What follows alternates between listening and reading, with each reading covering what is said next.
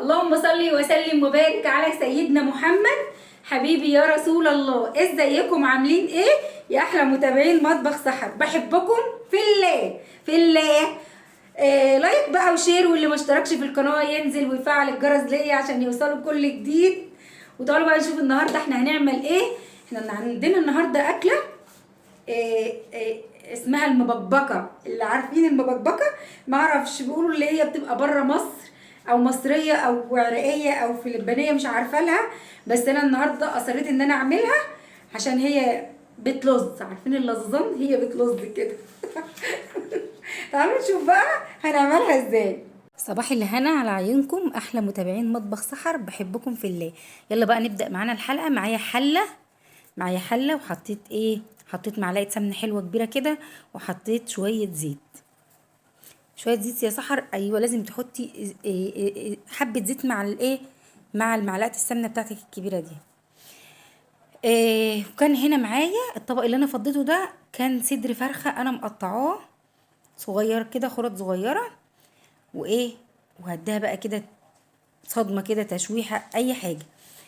المهم وهنزل بفلفل الالوان. معايا فلفل اخضر، معايا فلفل اصفر، معايا فلفل احمر. حطي وما تخافيش، هنعمل اكله حلوه قوي قوي قوي بصراحه.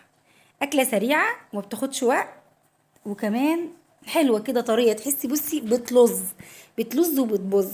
تاني.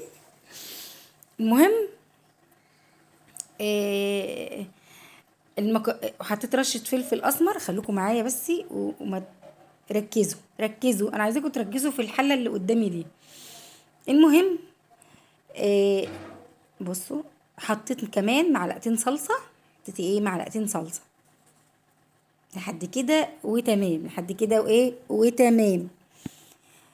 احنا هنعمل المكرونه دي، هنعملها هتبقى سايبه كده من بعضها يا جماعه. عارفين السيبان كده لما الحاجه بتسيب من بعضها؟ انا عايزه بقى اعملها سايبه كده، زي يعني مبحبحه زي ما بيقولوا. وانا حطيت الطماطم بتاعتي وهسيبها تتسبك كويس، تاخد تسبيكه حلوه قوي. ماشي، عشان انا عايزه الطماطم بتاعتي تتسبك. ايه تاني بقى يا سحر؟ اصبروا بس، هي راحت فين؟ انا جايه تلاقيني بجيب حاجه.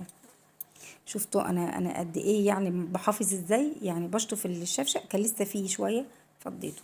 المهم قلبنا كده تقليبه حلوه.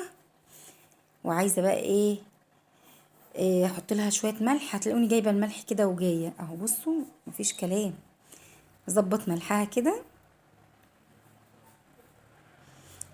لحد كده وتمام. بصوا التغديه بدات تتسبك ودخلت معايا على سوا، وانا بلم بدوق ولا ايه؟ ممكن تلاقيني بدوق عادي، إيه المشكله؟ وهنا بقى كانت حطيت كوبايتين ميه حلوين كده، ويا دوبك يا دوبك هضروا كده معايا، ورحت او غلوا بمعنى اصح، ورحت ساقطه المكرونه بتاعتي.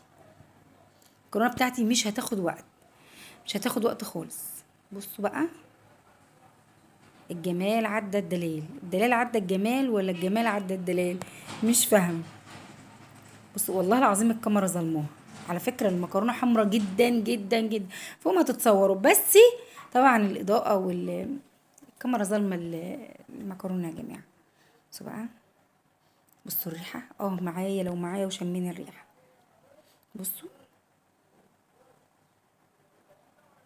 جميلة